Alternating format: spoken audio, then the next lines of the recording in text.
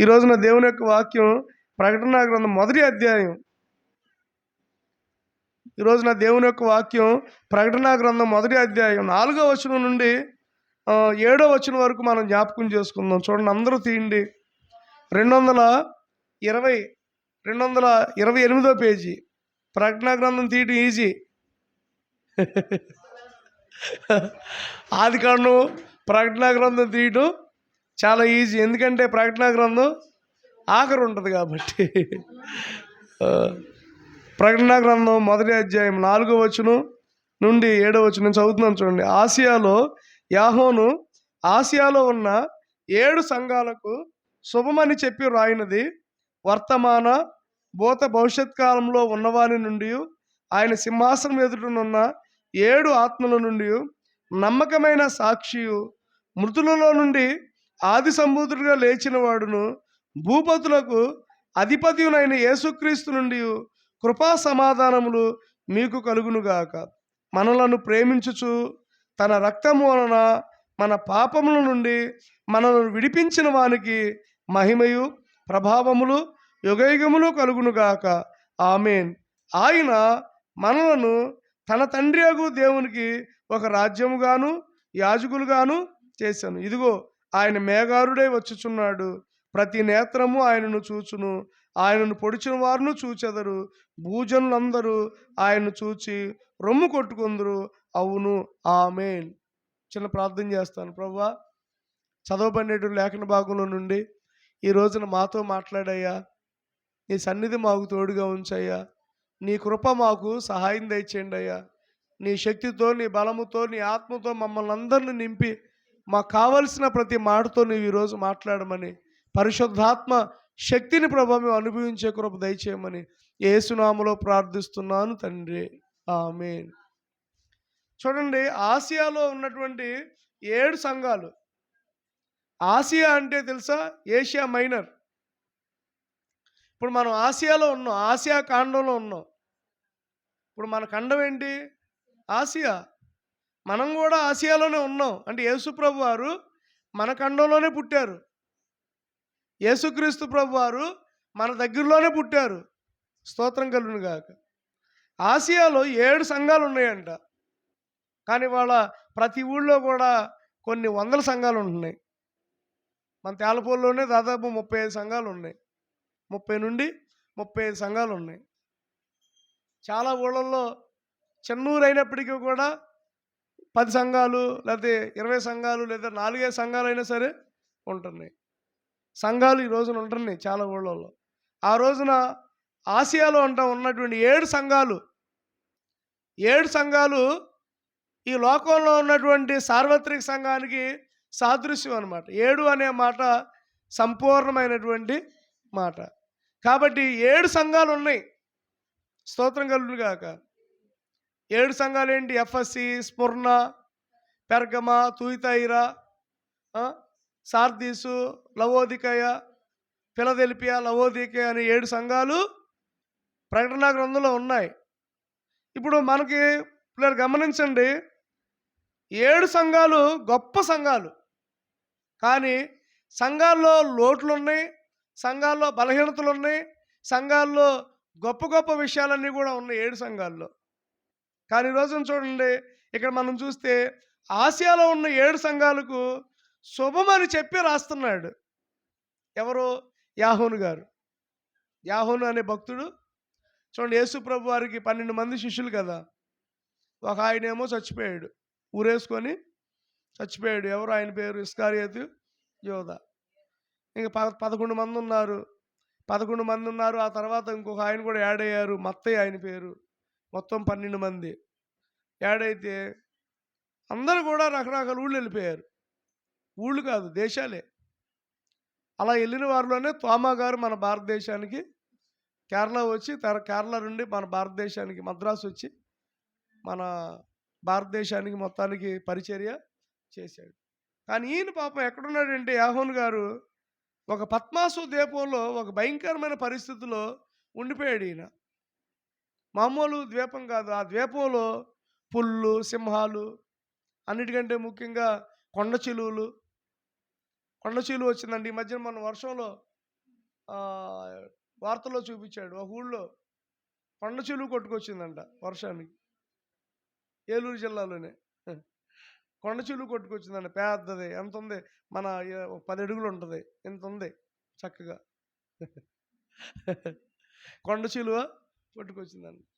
ఈ యాహోను అనే భక్తుడు గారిని నూనెలో వేశారు. నూనెలో మొత్తానికి బతికాడు. స్తోత్రం. నూనెలో వేశారు. ఎందులో వేశారు? మీరు బజ్జీలు వేస్తారు కదా, పునుగులు వేస్తారు కదా, అలాగే యాహోను గారిని ఒక పెద్ద బేషన్లో నూనె పోసేసి ఆ నూనె బాగా మరిగించి యాహోను గారిని ఆ నూనెలో పడేశారంట. మొత్తానికి నూనెలో పడేసిన యాహోను ఈత కొడుతున్నాడు. ఏమవలేదంట నూనె. కనీసం బొబ్బలు కూడా, ఒక్కోసారి బజ్జీలు వేస్తుంటే గబుక్కున చింది మన మీద పడింది అనుకోండి, ఎక్కడో బొబ్బలు వస్తాయి. కానీ యాహోను గారికి బొబ్బలు కూడా, ఇదేంటి ఇతను బతికాడు అని ఆశ్చర్యం వేసి మొత్తానికి వేరే చోటుకు ఇంకో చోటుకు అప్పచెప్పేశారు. అక్కడ కూడా బ్రతికాడు. మనోడిని అసలు ఎక్కడ తీసుకెళ్ళినా కానీ చచ్చిపోవట్లా, బతుకుతున్నాడు. స్తోత్రం. ఏది చేసినా కానీ బతుకుతున్నాడు. ఇప్పుడు ఈయన ఏం చేయాలని అనుకొని ఆ డొమిషియన్ అనే చక్రవర్తి ఏం చేశారంటే యాహోను గారిని, ఇక లాభం లేదు, అండమాన్ దీవికి ఎలాగైతే పంపించేస్తారో పెద్ద పెద్ద ఖైదీల్ని, మన భారతదేశంలో పెద్ద బాగా తప్పు చేసిన ఖైదీల్ని చిన్న తప్పు చేశారనుకోండి రాజమండ్రి సెంట్రల్ జైలుకి తీసుకెళ్తారు. ఇంకా బాగా తప్పు చేశారనుకోండి ఇంకో జైలుకి తీసుకెళ్తారు, బీహార్ తీసుకెళ్తారు, బీహార్ జైలు. ఇంకో తప్పు చేశారనుకోండి బాగా, ఇక అండమాన్ వెళ్ళిపోయి ఇక అక్కడ పడేస్తారు. ఇక ఆడు బతికే వరకు అక్కడే, చచ్చిపోయే వరకు ఇక ఆ దీవులోనే ఉంటాడు. అలాగనే యాహోను గారిని కూడా చూడండి, ఒక పద్మాసు ద్వీపంలోకి పడేశారు. ఆ ద్వీపంలో మనం అనుకున్నట్లు పులులు, సింహాలు, అన్నీ పురుగులు, తర్వాత చాలా భయంకర పావులు ఉన్నాయి. కానీ ఆ ద్వీపంలో దేవుడు యాహోను గారికి ప్రత్యక్షమయ్యాడు. ఆమేన్. ఒక్కొక్కసారి దేవుడు మనకు ప్రత్యక్షం అవుతాడు. ఒక్కొక్కసారి దేవుడు మనకు కనిపిస్తాడు. ఒక్కొక్కసారి దేవుడు మనల్ని తాకుతాడు. ఒక్కొక్కసారి దేవుడు మనల్ని చూస్తాడు. అలాగే యాహోను గారిని కూడా ఆ పద్మాసు ద్వీపంలో ప్రత్యక్షమయ్యాడు. దేవుడికి స్తోత్రం కలుగును గాక. ప్రత్యక్షమైనప్పుడు ఆ ప్రత్యక్షత గురించి యాహోను గారికి దేవుడు తెలియపరుస్తున్నాడు అన్నమాట. అంటే రక్షణ పొందిన మనందరం కూడా దేవుని యొక్క ప్రత్యక్షత కలిగి ఉండాలి. మనకు రక్షణ ఉంది, బల తీసుకుంటున్నాం, ప్రతి వారం, ప్రతి నెల బల తీసుకుంటున్నాం, ప్రతి వారం మనం దేవుడి మందిరానికి వస్తున్నాం. కానీ ఆ ప్రత్యక్షత మనకు ఉండాలి. స్తోత్రం. ప్రత్యక్షత అంటే ఏంటంటే రెవల్యూషన్ ఆఫ్ జీసస్ క్రైస్ట్. అంటే దేవుని యొక్క ప్రత్యక్షత మనకున్నప్పుడు మన జీవితంలో గమనించండి, ఆయన కోసం మనం సాక్షులుగా ఉండగలుగుతాం. ఆయన యొక్క ప్రత్యక్షత మన మీద లేనప్పుడు ఆయన కొరకు మనం సాక్షులుగా ఉండలేం. It is impossible. దేవుని యొక్క ప్రత్యక్షత మనం కలిగి ఉండాలి. అందుకనే మొట్టమొదటిగా మనకు కావాల్సింది ఏంటంటే రక్షించబడటం మనకు కావాలి. రక్షణ పొందిన ప్రతి వ్యక్తి కూడా ఆయన ప్రత్యక్షత కలిగి ఉండాలి. ఈ రోజున చాలామందికి ఆయన ప్రత్యక్షత లేదు. చాలామంది జీవితంలో ఆయన ప్రత్యక్షత అంటే ఏంటి? ఆయన వెలుగు. చాలామంది ఆయన వెలుగు అంటే మనకు తెలియదు అన్నమాట. చూడండి, మనం రాత్రిపూట పెద్ద వెలుగులో ఉంటాం. లేదా ఇప్పుడు చూడండి, ఒక వెలుగు ఉంది. ఇప్పుడు మనకు వెలుగు ఉంది. ఈ వెలుగు ఎక్కడి నుంచి వస్తుంది? సూర్యుడి నుంచి వస్తుంది. ఒకసారి కనుక సూర్యుడిని దేవుడు అడ్డు పెట్టేస్తే, ఇశ్రాయేలీయుల జీవితంలో 3 రోజులు కటిక చీకటిలో ఉన్నారు. ఎప్పుడు? ఐగుప్తు దేశంలో 3 రోజులు చిక్కటి చీకటి అంట. అసలు 3 రోజులు లైట్లు లేవు, 3 రోజులు ఫోన్ ఛార్జింగ్లు లేవు, 3 రోజులు వాషింగ్ మెషిన్ పని చేయట్లా, 3 రోజులు ఏమి లేవు, కటిక చీకటి. కానీ ఇశ్రాయేలీయుల ఇళ్లలో వెలుగుందంట. ఆమేన్. చూడండి, ఒకసారి ఆ వచనాన్ని చదువుదాం. నిర్గమాకాండం చూడండి, 10 తెగుళ్ళలో ఒక తెగులు.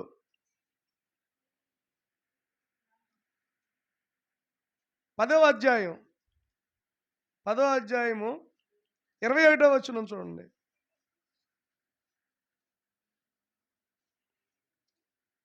53వ పేజీ, నిర్గమాకాండం 10వ అధ్యాయం 21వ పేజీ, ఇదే 1వ వచనం. యెహోవా మోషేతో, ఆకాశం వైపు నీ చేయి చాపు, ఐగుప్తు దేశం మీద చీకటి, చేతికి తెలియనంత చిక్కని చీకటి, చిక్కటి పాలు. ఈరోజు చిక్కటి పాలు లేవు. ఎవరు పోతున్నారు? ఫస్ట్ 4 రోజులు పోతారు, తర్వాత ఆ చిక్కటి పాలు ఏమవుతాయి? పలసనైపోతాయి. తర్వాత ఇక్కడ చూడండి, చిక్కని చీకటి కమ్మునను. మోషే ఆకాశం వైపు తన చెయ్య ఎత్తినప్పుడు ఐగుప్తు దేశమంతయు 3 దినములు గాఢాంధకారమాయెను. చూడండి 23వ వచనం. 3 దినములు ఒకరినొకడు కనుగొనలేదు, ఎవడునూ తానున్న చోటు నుండి లేవలేక పోయాడు. అయినను ఇశ్రాయేలులందరికీ వారి వారి నివాసములలో వెలుగుండెను. ఆమేన్. బా, ఎంత గొప్ప కార్యం అండి. గోషేను దేశంలో ఉన్నారు వీళ్ళు. ఐగుప్తు దేశంలో గోషేను అనే దేశంలో ఉన్నారు ఇశ్రాయేలీలు. ఐగుప్తీయులందరికీ కూడా చీకటి, కానీ ఇశ్రాయేలీలందరికీ కూడా వెలుగు. స్తోత్రం కలుగు. అది ప్రత్యక్షత అంటే. ఈ రోజున ప్రత్యక్షత అంటే ఏంటంటే, దేవుడి బిడ్డలమైనటువంటి మనకి ఇప్పుడు గమనించిన, ఐగుప్తు దేశంలో 3 రోజులు ఏం పని చేయలే, ఎక్కడికి వెళ్ళా, ఎవరి కాళ్ళు. కనీసం మనం రాత్రిపూట చూడండి, చీకటిగా ఉన్నప్పుడు తడుముకుంటూ అటు ఇటు వెళ్తూ ఉంటాం, అవునా? రాత్రిపూట చీకటిగా ఉన్నప్పుడు ఏం చేస్తాం? బెడ్ లైట్ వేయలేదనుకోండి, మామూలుగా చీకటిగా ఉన్నప్పుడు ఇలా ఇలా ఇలా ఇలా ఇలా జరుపుకుంటా పక్కకి వెళ్తూ ఉంటాం. వాళ్ళంట 3 రోజులు అసలు ఎక్కడ కదలలేదంట. వాళ్ళు 3 రోజులు కూడా అలాగే కూర్చుని పోయారంట. ఎక్కడ వాళ్ళు అక్కడే ఉండిపోయారంట 3 రోజులు. 2 రోజులు అసలు చీకటి ఎక్కడి నుంచి వస్తుంది, చీకటి ఏంటి అనేది అర్థం కావట్లా ప్రజలకి. ఆ రోజుల్లో ఫోన్లు లేవు, ఆ రోజుల్లో ఈ టెక్నాలజీ అంతా లేదు. లేకపోతే 3 రోజుల ముందే చెప్పేవాళ్ళు న్యూస్లో, 3 రోజులు ఐగుప్తు దేశం అంతా కూడా చీకటి కమ్ముకుంటుంది, జాగ్రత్త జాగ్రత్త అని చెప్పి. టెక్నాలజీ, దేవుని స్తోత్రం, టెక్నాలజీని ఇచ్చింది దేవుడే. ఆమేన్. సైన్స్ని ఇచ్చింది దేవుడు. ఇప్పుడు చూడండి, వర్షాలు పడే ముందు, తుఫాను వచ్చే ముందు మనకు చెప్తున్నారు. చేపలకు వెళ్ళే వాళ్ళకి చేపలకు వెళ్ళొద్దు, తుఫాను వస్తుంది అని మొదటి ప్రమాద హెచ్చరిక, రెండో ప్రమాద హెచ్చరిక అని ఇట్లా హెచ్చరికలు చేస్తూ వాళ్ళని పంపించట్లేదు. ఎందుకంటే ఇప్పుడు టెక్నాలజీ వచ్చింది. ఆ రోజున టెక్నాలజీ లేదు. 3 రోజులు కటికి చేయకండి. పాపం ఏమనుకున్నారు, ఒక పక్కన అప్పుడే కప్పలతో బాధపడ్డారు, పురుగులతో బాధపడ్డారు. 2 కప్పలు వచ్చి మీద పడినాయి అనుకోండి, ఎలా ఉంటుంది? ఏమండి, 2 కప్పలు వచ్చి మీద పడినాయండి. మరి ఐగుప్తు దేశంలో ఏంటి? కప్పలే. వాళ్ళు ఎక్కడ పడుకున్నారు? కప్పల మధ్యలో. వాళ్ళు అన్నం తింటున్నారు. సపోజ్ అనుకుందాం ప్రాక్టికల్గా, అన్నం తింటున్నారు, మాంసం ముక్కలు ఉన్నాయి, బొయ్కులు ఉన్నాయి, మూలుగులు ఉన్నాయి. ఈ లోపల కప్పలు వచ్చిన బండి వాళ్ళు లాగుతుంటే కప్పలు. కానీ ఇశ్రాయేలీలకి కప్పలు లేవు, ఇశ్రాయేల్ ప్రజలకి చీకటి లేదు, ఇశ్రాయేల్ ప్రజలకి తెగులు లేదు. దేవుడు ప్రత్యక్షత వారు కలిగి ఉన్నారు. స్తోత్రం. అలాగే ఇప్పుడు గమనించండి, 3 రోజులు కటికి చీకటిలో ఉన్నారు ఎవరు? ఇశ్రాయేలీలు. కానీ క్షమించండి, ఐగుప్తీయులు. కానీ ఇశ్రాయేలీలకు దేవుడు చక్కటి వెలుగునిచ్చాడు. అదే దేవుడిచ్చినటువంటి ప్రత్యక్షత. అందుకని ఇప్పుడు ప్రకటనా గ్రంథానికి రండి. ప్రకటనా గ్రంథంలో దేవుడు ఏం మాట్లాడుతున్నాడంటే, ఆసియాలో ఉన్న 7 సంఘాలకు శుభమని చెప్పి రాయినది వర్తమాన భూత భవిష్యత్ కాలంలో ఉన్నవారి నుండి. అంటే దేవుడు చూడండి 3 కాలాల్లో ఉన్నాడు. మనం ఒక కాలంలోనే ఉంటున్నాం. భవిష్యత్ కాలంలో మనం లేవు, ఫ్యూచర్లో మనం లేవు. ఇప్పుడు ఎప్పుడు ఉన్నాం? మనం ఉండే కాలమే వర్తమాన కాలం. అంటే మనం వర్తమాన కాలంలో ఉన్నవాళ్ళం. ఇప్పుడు చాలామంది పిల్లలు గమనించండి, యేసయ్య దేవుడు అని ఎందుకు అంటామంటే, మనం యేసయ్యలో గొప్ప విధానం ఏంటంటే, మనం కొలిచేటటువంటి లోక సంబంధమైనటువంటి దేవుళ్ళు పాస్ట్లో ఉన్నవాళ్ళు. మనుషులుగా ఉన్నవాళ్ళు. ప్రజెంట్లో వాళ్ళు లేరు, ఫ్యూచర్లో వాళ్ళు లేరు. కానీ యేసయ్య అలా కాదంట. వర్తమాన కాలం, భవిష్యత్ కాలంలో ఉన్నవాడు. ఆమేన్. ఆయన గతంలో ఉన్నాడు, ఇప్పుడున్నాడు, రేపు కూడా ఉండబోయేవాడు. ఆమేన్. మన దేవుడు ఎవరు? గతంలో ఉన్నాడు, అబ్రహాము కాలాల్లో ఉన్నాడు, మన పితరుల కాలంలో ఉన్నాడు. అసలు భూమి పుట్టించక ముందు నుంచే ఉన్నాడు ఆయన. ఆది నుండి అంతం వరకు ఉన్నవాడు ఆయనే. ఆదియు అంతమై ఉన్నాడు. దేవుని స్తోత్రం. ఎప్పుడో ఉన్నాడు ఆయన. ఈ భూమిని పుట్టించక ముందే ఆయన ఉన్నవాడు. మనం ఏమనుకుంటాం అంటే భూమి పుట్టిన కాడి నుంచి లెక్కలేసుకుంటాం. కానీ యేసయ్య భూమిని పుట్టించక ముందు ఉన్నవాడు ఆయన. ఆమేన్. స్తోత్రం కలుగును గాక. తర్వాత ఇప్పుడు ఉంటున్నాడు ఆయన, మనతో ఉంటున్నాడు ఆయన. పరిశుద్ధాత్మ దేవుడిగా మన మధ్యలో ఉంటున్నాడు ఆయన. ఇప్పుడు ఆయన రూపం ఏంటంటే పరిశుద్ధాత్మ రూపం. ఆయన పరిశుద్ధాత్ముడుగా మన మధ్యలో సంచారం చేస్తున్నాడు. నేను అనుకున్నాం కదా, మన హృదయం, మన శరీరం పరిశుద్ధాత్మకు ఆలయం. ఇప్పుడు పరిశుద్ధాత్మ దేవుడు మన హృదయంలో ఉన్నాడు. ఇప్పుడు ఉంటున్నాడు ఆయన, రేపు కూడా ఉంటాడు ఆయన. రేపు మనం ఉంటామా? ఒక 50 సంవత్సరాల తర్వాత నేను ఉంటాను అన్నోళ్ళు చేయొద్దండి. గ్యారంటీ ఇవ్వగలరా? ఎవరైనా సరే ఉంటారు. రీతిగా మనస్వే ఉంటారు. ఎవరుంటారు? చిన్నపిల్లలు ఉంటారు, పెద్దవాళ్ళు ఉంటారా? అందరం కూడా మనందరం కూడా ఆశ్రయ విశ్వాసం ఉంటారు. మనందరం కూడా 50 సంవత్సరాల తర్వాత మన ఫోటోలు ఉంటాయి. ఏముంటాయి? మన ఫోటోలు ఉంటాయి, మనం ఉండం. కానీ యేసయ్య ఫోటో ఉంటుందా? కాదు. యేసయ్యే ఉంటాడు. స్తోత్రం. ఆయనలో ఉన్నటువంటి గొప్పతనం ఏంటంటే ఆయన భవిష్యత్ కాలంలో ఉన్నాడు, వర్తమాన కాలంలో ఉంటాడు, భవిష్యత్ కాలంలో ఉంటాడు, భూతకాలంలో కూడా ఉన్నాడు. అంటే అన్ని కాలాల్లో ఆయన ఉండేవాడు. అంటే అందుకనే దేవుడు మనతో ఉండేవాడు. అసలు నిజంగా దేవుని ప్రత్యక్షతలో మనం తెలుసుకునేది ఏంటంటే దేవుడు నాతో ఉన్నాడు. అందుకనే కదా మనం పాట కూడా పాడతాం, నీవు నా తోడు నాకు భయమేలా.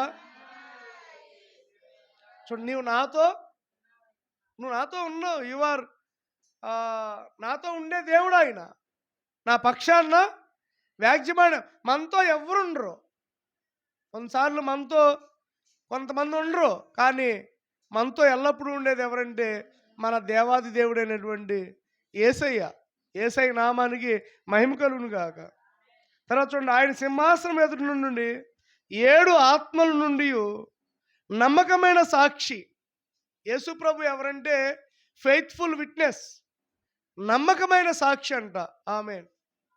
ఆనాడు దేవుడు ఇశ్రాయేలులను తనకు సాక్షులుగా ఉంచుకుందాం అనుకున్నాడు. చూడండి ఒకసారి యెషయా గ్రంథం 43వ అధ్యాయం 10వ వచనం ఒకసారి చదవండి. యెషయా గ్రంథం 43వ అధ్యాయం 10వ వచనం.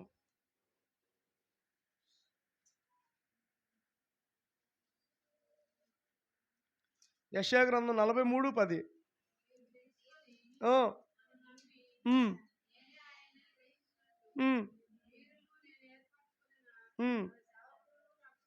మీరు నాకు సాక్షులు. You are my faithful witness. ఇప్పుడు నా పేరు ఏంటంటే నేను ఆయనకి సాక్షి. నేను ఏర్పరచుకున్న నా సేవకుడును నాకు సాక్షులు. నాకు ముందుగా ఏ దేవుడును నిర్మింపబడలేదు, నా తరువాత ఏ దేవుడును ఉండడు. ఆమేన్. చూడండి, ఈ వాక్యాన్ని చాలా జాగ్రత్తగా పరిశీలిద్దాం. నాకు ముందుగా అసలు ఏ దేవుడు లేడు. నాకు తర్వాత ఏ దేవుడు ఉండడు. నేనే యెహోవాను, నేను తప్ప వేరొక రక్షకుడు లేడు. నేనే రక్షకుడిని. I am the saviour. నేనే రక్షకుడిని అని దేవుడు అంటున్నాడు. ఆమేన్. అంటే రక్షించేది ఎవరంటే ఈ లోక సంబంధమైనటువంటి ఏ దేవుళ్ళు దేవతలు అనబడినటువంటి వారు మనల్ని పాపము నుండి రక్షించలేరు, ఒక్క యేసయ్య తప్ప. అర్థమవుతుందండి? కాబట్టి ఇక్కడ అంటున్నాడు, నేనే యెహోవాను, నేను తప్ప వేరొక రక్షకుడు లేడు. ప్రకటించువాడను నేనే, రక్షించువాడను నేనే, దాన్ని గ్రహింపజేసిన వాడును నేనే, ఏ అన్య దేవతయు మీలో నుండలేదు. నేనే దేవుడను, మీరు నాకు సాక్షులు. ఇదే యెహోవా వాక్కు. You are my witness. ఈ మాట ఎవరితో అంటున్నాడు తెలుసా? ఇశ్రాయేలీయులతో. ఇశ్రాయేలీయులు దేవుడికి సాక్షులు. ఎందుకంటే దేవుడిని గురించి చెప్పాల్సిన వాళ్ళు, దేవుడి గురించి మాట్లాడాల్సిన వాళ్ళు ఎవరంటే ఇశ్రాయేలీయులు. ఆమేన్. ఇశ్రాయేలీయులు దేవుడికి సాక్షులు. ఆమేన్. హల్లెలూయా. దేవుని స్తోత్రం కలుగును గాక. ఇప్పుడు సాక్షులు ఎవరు? మనం. సంఘం దేవుడికి సాక్ష్యం చెప్పాలి. మనం దేవుడికి సాక్షులు. మనల్ని నిర్మించాడు, మనల్ని రక్షించాడు, మనల్ని పోషిస్తున్నాడు. మనం దేవుడికి సాక్షులుగా ఉండాలి. We are the witness. ఎవరండి? మనం ఎవరు ఏం చెప్పాలి ఇప్పుడు? సాక్ష్యం. యేసయ్యకి మనం సాక్షులు. అంటే మనం సాక్షులుగా ఉండాలి. అది నిజమైనటువంటి సత్య సాక్షి ఎవరంటే యేసయ్య. మనందరం ఎవరంటే ఆయన ఫాలోవర్స్. అంటే మనం దేవునికి సాక్షులు, దేవుడి గురించి మనం సాక్షులు. చూడండి, దేవుని సాక్షులు అంటే ఎవరు? ఇప్పుడు ఒక దొంగతనం చేస్తాడండి, కోర్టులోకి తీసుకెళ్తారు అతన్ని. మీకు అర్థమయ్యేటట్టు చెప్తా. ఒక దొంగతనం చేస్తాడు ఒక వ్యక్తి, ఒక దొంగతనం చేస్తారు. ఆ వ్యక్తిని పోలీసులు పట్టుకుంటారు. ఇప్పుడు కోర్టులో అతను దొంగతనం చేశాడు అనటానికి సాక్ష్యం కావాలి. అప్పుడే అతనికి తీర్పు తీరుస్తాడు జడ్జి గారు. అంతేగాని లాయర్ చెప్పినంత మాత్రాన తీర్పు తీర్చడు, పోలీసులు చెప్పినంత మాత్రాన తీర్పు తీర్చడు. పోలీసులు చెప్పకూడదు, లాయర్ చెప్పకూడదు, తర్వాత అతనికి సంబంధించినటువంటి భార్య పిల్లలు చెప్పకూడదు. బయట అతను తరపున చెప్పాలి, అతను దొంగతనం చేశాడని. ఒకళ్ళు దొంగతనం చేయలేదని చెప్పాల్సిన పోలీసులు చెప్పినా నమ్మరు, లాయర్ చెప్పినా నమ్మరు. ఎవరు చెప్పాలి? బయట వ్యక్తి ఒక అతను చెప్పాలి. రక్త సంబంధికులు చెప్పకూడదు. మా అన్నయ్య అవుతాడండి, దొంగతనం చేయలేదండి అంటే కుదరదు. మా అబ్బాయినండి దొంగతనం చేయలేదంటే కుదరదు. మా ఆయనండి దొంగతనం చేయలేదంటే కుదరదు. లేదు అమ్మ, బయట వాళ్ళు ఎవరైనా కావాలి. మీ ఆయన దొంగతనం చేయలేదని నిరూపిస్తే ఎవరన్నా బయట నుంచి తీసుకొని రా అని బయట వ్యక్తుల్ని సాక్షులుగా తీసుకొస్తారు. అప్పుడు జడ్జి గారి ముందు నిలబడి, అయ్యా మేము చూసామండి, అతను దొంగతనం చేయలేదు. దానికి సాక్ష్యాలు ఏంటంటే ఆ సమయానికి ఆయన మా ఇంటికి వచ్చాడు, ఆ సమయంలో దొంగతనం చేసే దగ్గర ఆ వ్యక్తి లేడండి అని చెప్పినప్పుడు జడ్జి గారు ఏం చేస్తాడు? చెప్పిన దాన్ని బట్టి చేస్తే చేశాడు, చేయకపోతే తీర్పు తీరుస్తాడు. ఇప్పుడు అలాగే పిల్లలు గమనించండి, మన జడ్జి గారు ఎవరు? యేసయ్య. మనం ఎవరు? దొంగలం, సాక్షులం కాదు, దొంగలం. మనం ఎవరు? దొంగలం. స్తోత్రం కలుగును గాక. ఇప్పుడు మనం ఎవరు? దొంగలు. ఇప్పుడు చూడండి ఒకటి, ఇప్పుడు మనం దొంగలం కదా, మనం ఇప్పుడు మనం దొంగతనం చేసామో చేయలేదా అని ఒక ఆయన ఉన్నాడు. ఎవరైనా మనం దొంగతనం చేసామా చేయలేదా, మనం పాపం చేసామా చేయలేదా అని ఒక ఆయన ఉన్నాడు, యేసయ్య. యేసయ్య ఏం చేస్తాడు తెలుసా? తండ్రి దగ్గరికి వెళ్ళి, ఆయన జడ్జి గారు కదా, ఆయన దగ్గరికి వెళ్ళి, ఇప్పుడు గమనించండి, నో నో నో నో శంకరపాలు పాపం చేయలేదు, అతను చేశాడు పాపం, కానీ ఆ పాపాన్ని నా మీద వేసుకున్నాను, నా మీద వేసుకున్నాను. దొంగతనం చేయలేదు, వీళ్ళు ఎవరో దొంగతనం చేయలేదు. కారణం ఏంటంటే నేనే సాక్ష్యం. ఎవరు? నేనే సాక్ష్యం. నేను చెప్తున్నాను దొంగతనం చేయలేదు అని మన కోసం చెప్పేటటువంటి ఒక నమ్మకమైనటువంటి సాక్షి. ఎవరికి నమ్మకం? దేవుడికి, మనకి. ఈ సాక్షి లంచం తీసుకోడు. కొంతమంది దొంగతనం చేయలేదంటే లంచం ఇచ్చి చెప్పిస్తారు. అర్థమవుతుందండి? లేదా పాపం చేయలేదంటే లంచం ఇచ్చి చెప్పిస్తారు. కానీ ఈ వ్యక్తికి, ఈయనకి, యేసుకి ఏ లంచం ఏం అవసరంలా. యథార్థత కావాలి. యథార్థంగా కనుక ఉంటే మన కొరకు యేసయ్య నిలబడతాడు. అప్పుడు రేపు జడ్జి గారి ముందు చెప్తాడు, వీళ్ళు ఏ పాపం చేయలేదండి, వీళ్ళు పాపం చేయలేదు, వీళ్ళు పరిశుద్ధులండి, నేను సాక్ష్యం, నేను సాక్ష్యం. ఇప్పుడు వాళ్ళని విడిపించాలి. వాళ్ళని విడిపించాలి. ఎలా విడిపిస్తావంటే దానికి వెల చెల్లించాలి. ఆ వెలే యేసయ్య రక్తం. ఆమేన్. ఆ వెలే యేసయ్య. పాత నిబంధనలో ఎవరైనా పొరపాటు చేస్తే రక్తం చిందించాలి. రక్తం చిందిస్తేనే ఆ వెల చెల్లించినట్లు అనమాట. అలాగనే కొత్త నిబంధనకు వచ్చేపాటికి మనందరి పాపాల కొరకు ఒక ఆయన రక్తం చిందించాడు. ఆయన రక్తాన్ని వెల చెందించాడు. ఆయనే మన ప్రభు అయినటువంటి యేసుక్రీస్తు ప్రభువారు. స్తోత్రం కలుగును గాక. అర్థమవుతుంది. ఇప్పుడు చూడండి 6వ వచనం. ఈ రోజున నేను చెప్పాలనుకుంది ఈ వచనం నుండి 6వ వచనం. అందరూ చదవండి. ప్రకటన గ్రంథం 6వ వచనం. మనలను ప్రేమించుచు. చూడండి, యేసయ్య మనల్ని ఏం చేస్తున్నాడు? ఇక్కడ యేసయ్య చేసేటటువంటి 3 పనుల గురించి ఆ ప్రకటన గ్రంథంలో 6వ వచనంలో ఉంది. యేసయ్య చేసే 3 పనులు. యేసయ్య చేసేటటువంటి 3 పనులు ఏంటంటే, మొట్టమొదటిగా మనల్ని దేవుడు ప్రేమిస్తున్నాడు. ఆమేన్. He loved us. ఏం చేశాడు ఆయన? ఇందాక మన విజయలక్ష్మి గారు పాట పాడారు. ఆ పాటలో ఎన్నో పాట అండి అది? చాలా బాగుంది ఆ పాట, మంచి పాట అది. పద్మా గారు కూడా పాడతారు. అందులో చూడండి 200 చూడండి, ఇక్కడ ఎన్ని ప్రేమలు ఉన్నాయి? తల్లిదండ్రుల ప్రేమ, భార్యాభర్తల ప్రేమ, బంధుమిత్రుల ప్రేమ, ధరణిలోని ప్రేమలు అంటే స్నేహితుల ప్రేమ. చూడండి, తల్లిదండ్రుల ప్రేమ నీడవలే గతించిపోతుందంట. కన్నబిడ్డల ప్రేమ కూడా ఉంది, కలలా కరిగిపోతుందంట. తల్లిదండ్రుల ప్రేమ ఏమవుతుంది? ఒక రోజున కరిగిపోద్ది. కన్నబిడ్డల ప్రేమ అవుద్ది, ఒక రోజున కలలా కరిగిపోద్ది. భార్యాభర్తల మధ్యన ప్రేమ చూడండి, మొన్న ఈ మధ్యన నేను చెప్పాను ఒక మాట. పెళ్ళైన కొత్తలో అంట భార్య మంచినీళ్ళు తీసుకొస్తుందంట, నీళ్ళ బిందె తీసుకొస్తుందంట. నీళ్ళ బిందె తీసుకొస్తుంటే గబుక్కున పాపం భార్య జారిపోయి పడిపోయిందంట. జారిపోయి పడిపోగానే పాపం ఇలా ఆయన, అయ్యో అయ్యో అయ్యో నేను తెచ్చేవాడిగా, అయ్యో నువ్వు తేవాలా ఏంటి, అయ్యో అయ్యో అని చెప్పి అతను పాపం ఆ అమ్మాయి దగ్గరికి వచ్చి అమ్మాయి దగ్గర కాలు రుద్దుతున్నాడు. ఎండిపోయింది పెద్ద ప్లస్. నేను తెచ్చేదానికి పుచ్చి బాగుందమ్మా అని చెప్పి భార్యని పెళ్ళైన కొత్తలో అనమాట. తర్వాత ఒక 3 సంవత్సరాల తర్వాత అలాగే కూర్చున్నాడు. ఆ అమ్మాయి తీసుకొస్తున్న మంచినీళ్ళు పడిపోయింది.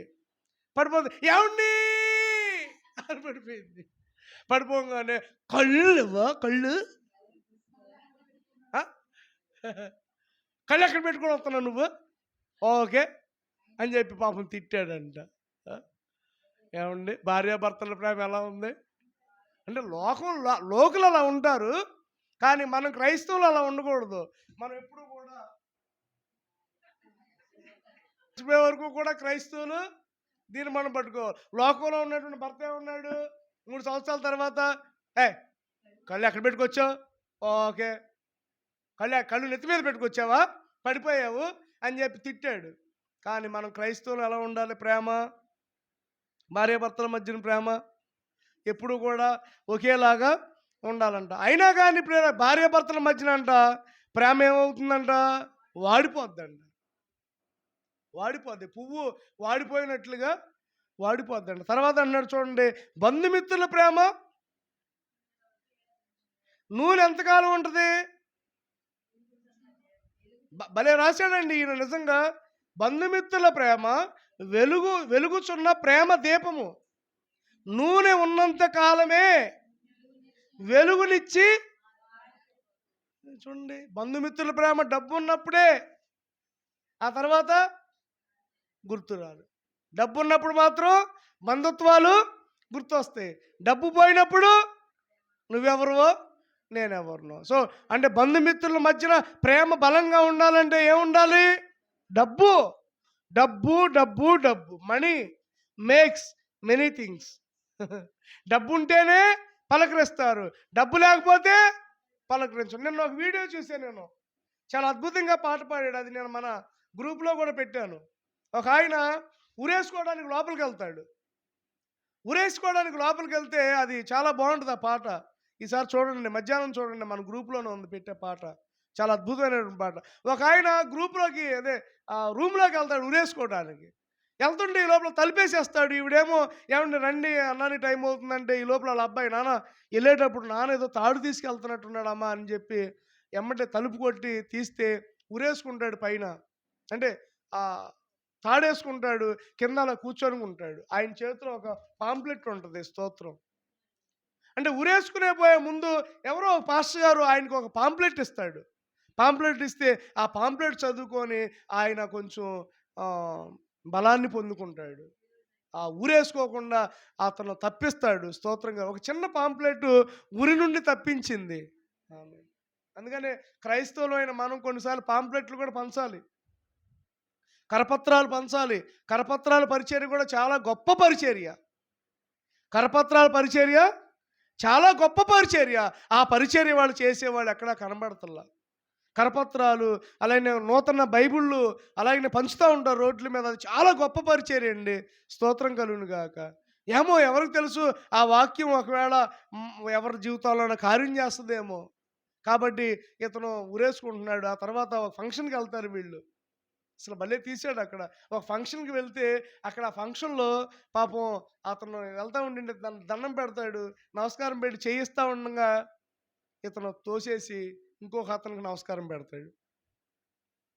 పాపం నిజంగా అతను తన భార్య ఎంత ఏడుస్తారో అక్కడ. ఆ సన్నివేశం మాత్రం నాకు బాగా నచ్చింది. కావాలంటే మీరు చూడండి, చాలా బాగా నచ్చింది. పాపం పక్కన, ఎందుకంటే గుర్తించట్లా. బంధువులు ఎప్పుడు గుర్తిస్తారు మనల్ని? కారులో వస్తే ఒకలాగా, బండి మీద వస్తే ఒకలాగా, సైకిల్ వేసుకొని వస్తే ఒకలాగా, నడిచి వస్తే ఒకలాగా. కారులో వస్తే అదే, బండి మీద వస్తే అదే, సైకిల్ వేసుకొస్తే అలాగే, నేను నడిచి వస్తే ఒకలాగా చూస్తారు బంధుమిత్రులు. అంటే నూనె ఉన్నంతసేపే వెలుగు ఉంటుంది, ఆ నూనె అయిపోయాక అలాగనే బంధుమిత్రుల దగ్గర ప్రేమ అలాగే ఉంటుంది. తర్వాత ఇక్కడ అన్నాడు చూడండి, చాలా బాగుంది. ధరణిలోని ప్రేమలన్నీ స్థిరమ కావు, కరిగిపోవును. అంటే స్నేహితుల ప్రేమలన్నీ కూడా కరిగిపోతాయి. కానీ ఇక్కడ చూడండి, యేసు క్రీస్తు కల్వరి ప్రేమ కడవరకు ఆదరించును. ఆమె కల్వరి ప్రేమ. అందుకనే మన సంఘం పేరు కూడా కల్వరి గాస్పెల్ చర్చ్. మన చర్చ్ పేరేంటి? కల్వరి. అంటే కల్వరి ప్రేమ కడవరకు నిలిచే ప్రేమ. ఆమేన్. స్నేహితుల ప్రేమ కంటే, బంధువుల ప్రేమ కంటే, అన్నదమ్ముల ప్రేమ కంటే, భార్యాభర్తల ప్రేమ కంటే మన కల్వరి ప్రేమ ఎంతో గొప్పది. అది శాశ్వతమైనటువంటి ప్రేమ, నిస్వార్థమైన ప్రేమ. ఆ ప్రేమలో ఏ స్వార్థం ఉండదు. ఈ రోజున ప్రేమలో స్వార్థం ఉంది, కానీ యేసయ్య ప్రేమలో ఏ స్వార్థం లేదు. చూడండి, యేసయ్య మనల్ని ప్రేమించుచు, అంటే హీ లవ్డ్ us. దేవుడు మనల్ని ప్రేమిస్తున్నాడు, నన్ను ప్రేమిస్తున్నాడు యేసయ్య. ఆమేన్. చెప్పండి, యేసయ్య. పక్కన వాళ్ళు చెప్పండి, యేసయ్య నిన్ను ప్రేమిస్తున్నాడు, నేను కాదు.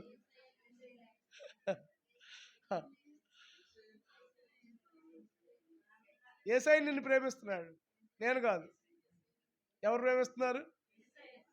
ఆయన ప్రేమించబట్టి ఆయన ఏమిచ్చాడు మనకి? తన జీవితాన్ని త్యాగం చేశాడు. ఆయన మనల్ని ప్రేమిస్తున్నాడు. దేవుని స్తోత్రం. ఆయన మొట్టమొదటి చేసినట్టు పని ఏంటో తెలుసా? ఆయన మనల్ని ప్రేమిస్తున్నాడు. అందుకనే ఇర్మియా గ్రంథం 31వ అధ్యాయంలో 3వ వచనంలో ఎలాంటి ప్రేమ అంటే ఆ ప్రేమ చదవండి. చెప్పుకున్నా, ఎవరన్నా తీసిన వాళ్ళు, స్పీడ్గా తీసిన వాళ్ళు చదవండి. ఇర్మియా 31:3.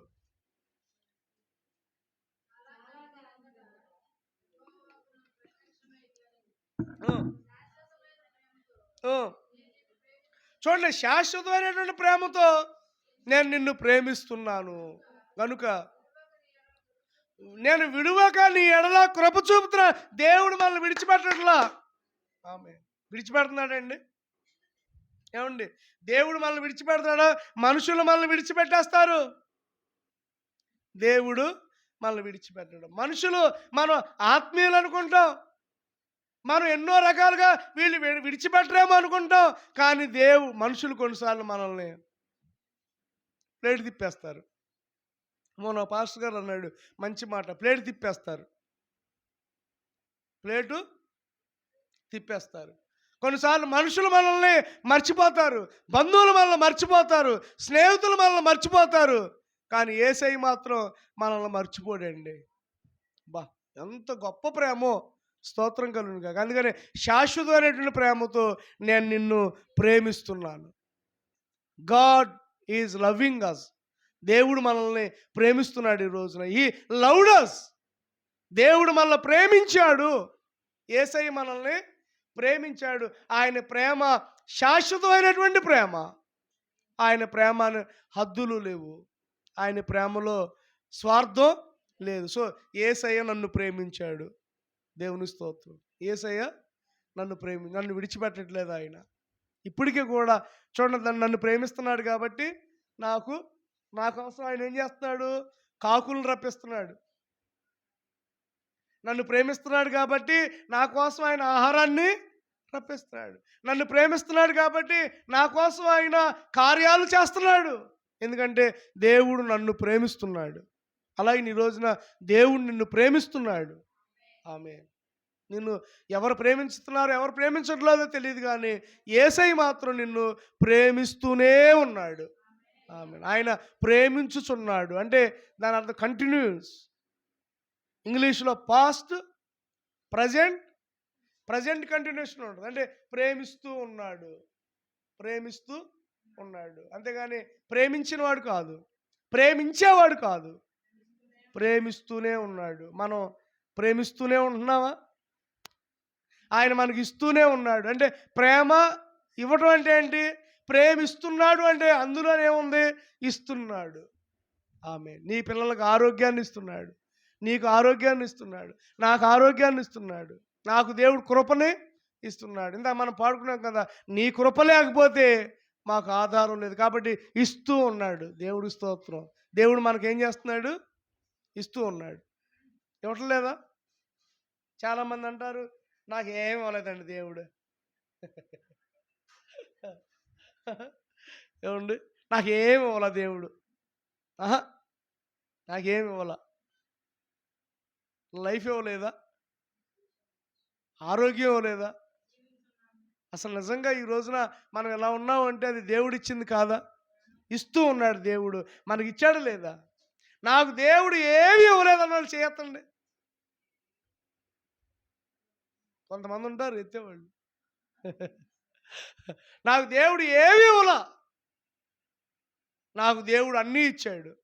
ఆమేన్. నాకు దేవుడు అన్నీ ఇచ్చాడు. ఇచ్చేవాడు ఆయన. అదే మన విశ్వాసం. నేను అనుకున్నాం కదా, ఎవరు తీసుకున్నారు నిన్న ఒక రాయి? విశ్వాసం అనే రాయి శంకర్ తీసుకున్నాడు. ఓకే, ప్రార్థన అనే రాయి మీరు. తర్వాత ఆయనేమో మీరేం తీసుకున్నారు? విధేయత. ఓకే, విశ్వాసం అంటే దేవుడి విశ్వాసం. దేవుడు నాకు ఇస్తాడు.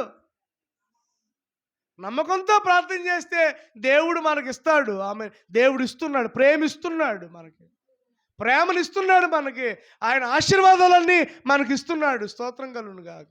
తర్వాత ఇంకో మాట చూడండి, మనలను ప్రేమించుచు తన రక్తము వలన మన పాపముల నుండి మనలను విడిపించిన వానికి. చూడండి, విడిపించిన వానికి అంటే 4వ ఫుట్ నోట్ 4 అని చూడండి, కింద ఏంటి? కడిగిన వానికి. చూడండి, తన రక్తం వలన మన పాపముల నుండి మనలను కడిగిన వారికి. అంటే దేవుడు మొట్టమొదటిగా మనల్ని ప్రేమించుచున్నాడు, రెండవదిగా మనల్ని విడిపించాడు. మన పాపముల నుండి దేవుడు మనల్ని విడిపించాడు, కడిగాడు. క్లీన్, తెల్లటి పాత్రగా దేవుడు మనల్ని కడిగాడు. ఆమె పనికొచ్చే పాత్రగా దేవుడు మనల్ని కడిగాడు. చూడండి ఏమని ఉంది ఆ మాట చదవండి కింద ఫుట్ నోట్లో. చూడండి, కడిగి ఉన్నవాడికి అంటే తన రక్తం వలన దేంతో కడిగాడు? దేంతో కడిగాడండి? అబ్బా, ఆయన రక్తాన్ని మన కోసం ఏం చేశాడు? ధారపోసాడు. స్తోత్రం కలుగును గాక. ఎంత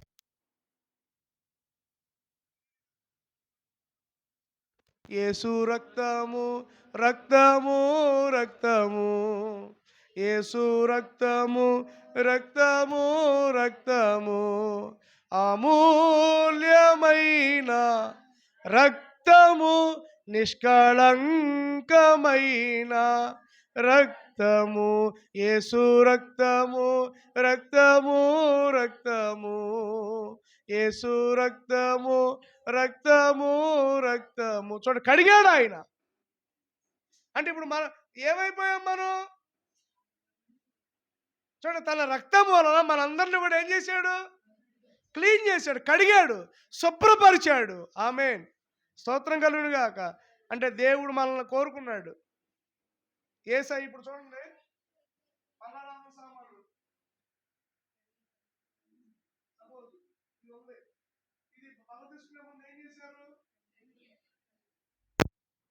ఇప్పుడు మనం ఉపయోగించుకునేటటువంటి ఒక పరికరం కాబట్టి దీన్ని ఏం చేస్తున్నాం? మనం క్లీన్ చేస్తున్నాం, కడిగాం. లోపల ఇలా అంటాం కదా, ఇలా మొత్తం మురికి మసాలా అంతా తీసి ఇప్పుడు ఏం చేస్తాం? దీంట్లో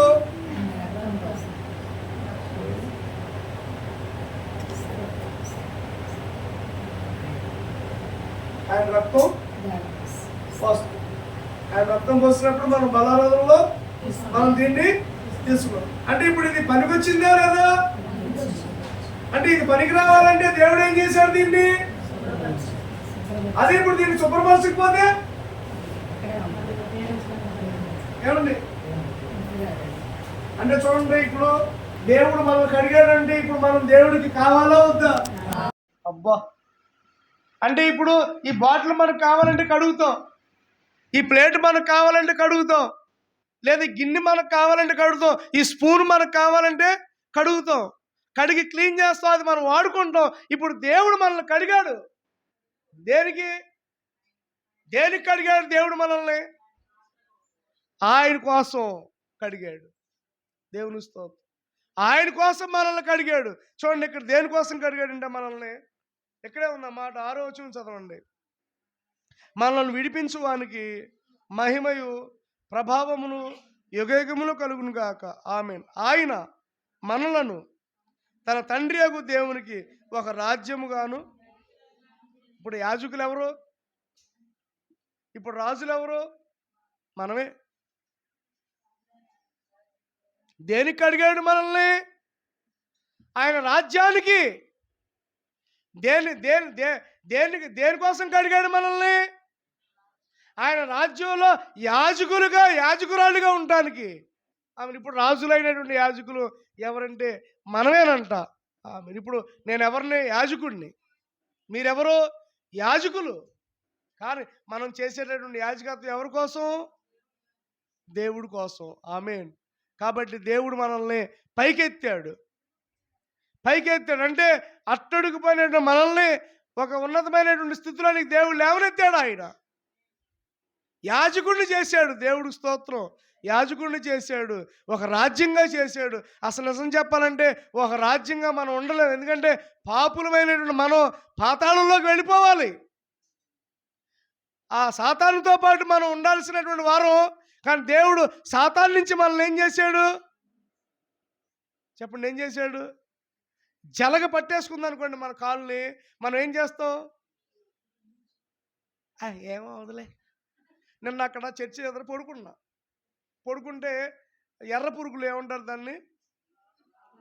అసలు దాన్ని చూస్తేనే మనకి అసలు అన్నం కూడా తినబుద్ధి కాదు.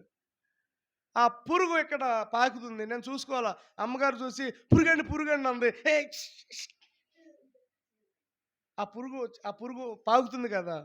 సపోజు పర్లేదులే, ఇట్రా అని ఇక్కడ వేసుకుంటాను. చెప్పండి, గొంగడు పురుగుని, గాజు పురుగుని. అంటే ఇందాక చూడండి, మనం పాట పాడుకున్నాం. పురుగు వంటి నన్ను. పురుగు లాంటి వారం కదా. ఇప్పుడు పురుగు లాంటి వారిని ఎక్కడ పెట్టాడు? తీసుకెళ్ళి. అమ్మ అర్థమవుతుందంట. ఇప్పుడు గొంగళి పురుగు లాంటి వారు, గాజు పురుగు లాంటి వారు మనం.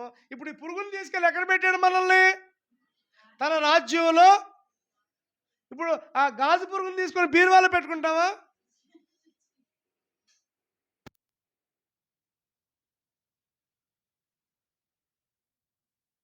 కోక చిలుకగా మార్చాడు.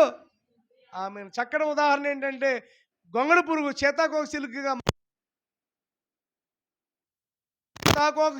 మారుతున్నాం. స్తోత్రం కలుగును గాక. హల్లెలూయా. దేవుని నామానికి స్తోత్రం కలుగును గాక. ఏంటన్నా గొంగళి పురుగుతుంది, చేతాకోక చిలుకగా మారుతుంది. అలాగనే ఇప్పుడు ఈ పురుగుని తీసుకెళ్ళి ఎక్కడ పెట్టాడు? దావీదు అనే పురుగుని తీసుకెళ్ళి ఎక్కడ పెట్టాడు? సింహాసనం ముందు పెట్టాడు. స్తోత్రం. ఇశ్రాయేలులో సింహాసనం ముందు ఆశీనుడైనట్లుగా దేవుడు చేశాడు. స్తోత్రం కలుగును గాక. అర్థమవుతుందండి? ఆ పురుగుని తీసుకెళ్ళి ఎక్కడ పెట్టాడు? ఇప్పుడు మనం ఎవరు? మనల్ని తీసుకెళ్ళి ఏం చేస్తున్నాడు ఆయన? రాజ్య అధికారులుగా చేస్తున్నాడు. ఒక ఉన్నతమైనటువంటి వారిగా దేవుడు చేయబోతున్నాడు. స్తోత్రం కలుగును గాక. అందుకనే దేవుడు అంటున్నాడు ఇక్కడ చూడండి, ఆయన మనలను తన తండ్రి యగు దేవునికి ఒక రాజ్యముగాను యాజకులు గాను. ఎవరికంటే మనం యాజకులు? ఎవరికండి మనం యాజకులు? నేను ఎవరినండి యాజకుడిని? బిషప్ గారికా? నేను ఎవరిని యాజకుడిని? ఈ దేవుడికి నేను యాజకుడిని. దేవుడి మాట నేను వింటాను, కానీ మనుషుల మాట నేను వినకూడదు. నేను ఎవరిని ఇప్పుడు యాజకుడిని? నా తండ్రికి నేను యాజకుడిని. నా తండ్రి పని చేయడానికి నన్ను అభిషేకించాడు. స్తోత్రం. ఎవరండి నేను ఇప్పుడు? మీరెవరండి? మీరు దేవుడికి యాజకులు, దేవుడికి యాజకురాండ్లు. అంటే మీరు చేయాల్సిన పని ఏంటంటే దేవుడి పని చేయాలి. దేవుడి పని చేయాలి. దేవుడి పని చేస్తున్నావా? చర్చికి వస్తున్నాం, మళ్ళీ వెళ్ళిపోతున్నాం. కనీసం కుర్చీలు కూడా అలాగే ఉంటాయి. తర్వాత ఈ బుధవారం నుంచి మనం ప్రార్థన పెట్టుకుంటున్నాం. బుధవారాలు కూడా రండి. శనివారం పెడుతున్నాం, శనివారాలు రండి. దేవుడి పని చేద్దాం. స్తోత్రం కలుగును గాక. హల్లెలూయా. కాబట్టి ఇప్పుడు చూడండి, పురుగులాంటి మనల్ని ఎక్కడ పెట్టాడు? ఆయన రాజ్యం. అంటే దేవుడు హెచ్చించాడు లేదా? అంటే దేవుడు మనల్ని ప్రేమించాడు, దేవుడు మనల్ని కడిగాడు, దేవుడు మనల్ని హెచ్చించి ఒక ఉన్నతమైనటువంటి మార్చాడు. అటువంటి హెచ్చింపులోనికి దేవుడు మనల్ని తీసుకొచ్చును గాక. ఎక్కడో ఉండాల్సిన నిన్ను దేవుడు ఎక్కడో పెడతాడు. ఎక్కడ పెడతాడు? మీరు నమ్మండి, దేవుడు గొప్ప కార్యాలు మన పట్ల చేస్తాడు. ఆమేన్. ఎవరంటే ఈయన మొర్దెకై వాచ్మ్యాన్ అండి. వాచ్మ్యాన్ ఏమయ్యాడు? గేట్ల దగ్గర ఉండేవాడు, పనివాడు, ఒక పాలేరుగా ఉండేవాడు, పరిపాలించేవాడిగా దేవుడు మార్చాడు. మొర్దెకై ఎవరండి? మొర్దెకై ఎవరు? గేటు దగ్గర ఉండేవాడు. ఎక్కడ వెళ్ళాడు? ఏం చేసి? ఆ దేశానికి ప్రధానమంత్రి. ఎస్తేరు అసలు అనాథ, తీసుకెళ్ళి ఏం చేశాడు? రాణి. దానియేలు షడ్రకు మెషకు వచ్చేటప్పుడు వాళ్ళు కట్టేసుకుని వచ్చారు. పాపం మనీలతో వచ్చారు, బట్టలు కూడా లేవు వాళ్ళకి. కానీ నిజంగా ఆ దేశంలో వారిని గొప్పగా హెచ్చించాడు. ఏసేపు అయితే సంఖ్యల్లో తీసుకొచ్చాడు. ఏసేపు వచ్చేటప్పుడు ఎలా వచ్చాడు? నిజంగా చెప్పాలంటే ఏసేపు పిల్లలు గమనించండి, ఐగుప్తు దేశానికి వచ్చేటప్పుడు ఇలా వచ్చాడు. కట్టేశారు ఏసేపుని. ఇలా వచ్చుంటాడు. పాపం ఆ అన్నదమ్ములేమో గోత్ర పడేశారు. తండ్రి లేడు, తల్లి లేదు, చేతులు కట్టేశారు. తలకాయ కూడా ఎత్తకూడదు. బానిసలు తలకాయ ఎత్తకూడదు. తను చూడండి, ఏసేపు, నేను అనుకుంటున్నాను ఏసేపు ఎలా నడిపించాడు దేవుణ్ణి. ఏసేపు చూడండి ఎలా ఇలా కట్టేశారు. నాకు ఇలా కట్టేసి ఉంటారు. ఇలా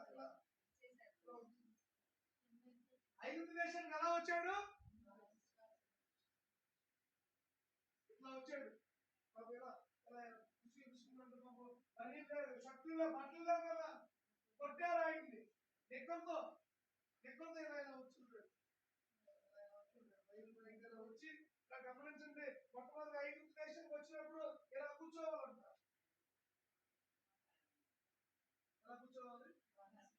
ఇలా కూర్చోవాలి. వచ్చి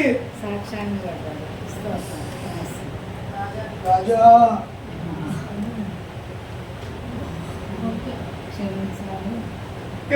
అంత గొప్పగా హెచ్చించాడు. స్తోత్రం. చూడు వాళ్ళ అన్నదమ్ములు ఒకసారి అన్నయ్య నా కళ వచ్చిందంటే ఏమన్నారు? అన్నయ్య నా పనులంతా నిలబడి ఉంది అన్నయ్య, నీ పనులన్నీ కూడా నాకు శాస్త్రాంగ నమస్కారం పడుతున్నాయి అన్నయ్య అంటే పిచ్చోడా దరిద్రుడా అని చెప్పి ఎగతాళి చేశారు. కానీ ఈ రోజున ఆ సింహాసనం మీద కూర్చోబెట్టాడు. కట్టేసినటువంటి యేసేపుని, వస్త్రాలు లేనటువంటి యేసేపుని సింహాసనం మీద కూర్చోబెట్టడం లేదా? అది దేవుడు గొప్ప కార్యం కాదా?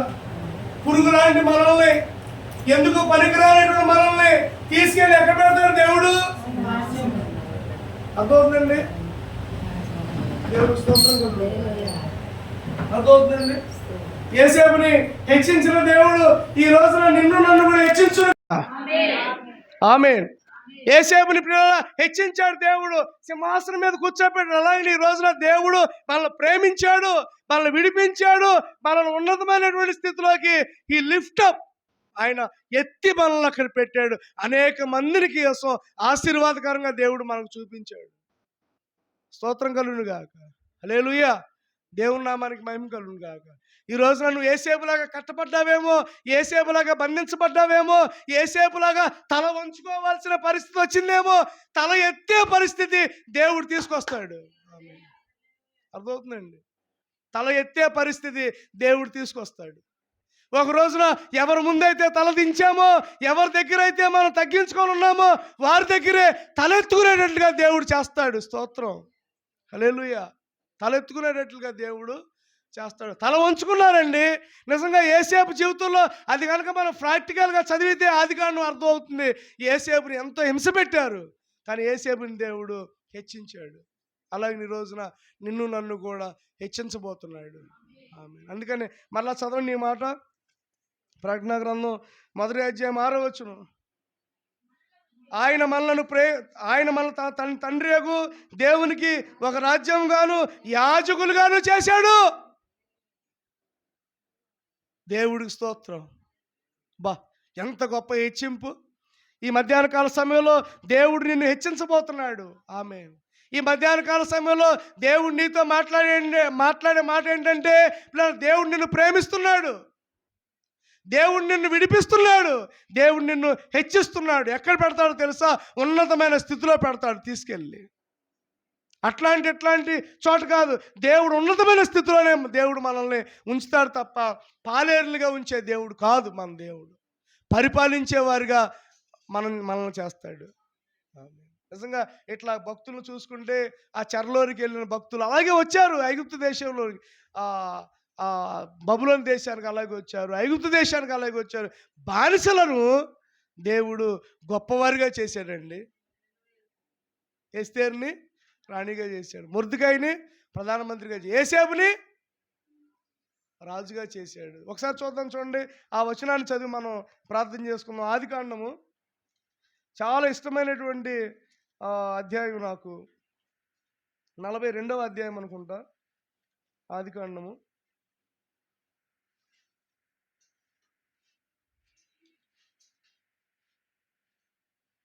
చూడండి, 41వ అధ్యాయము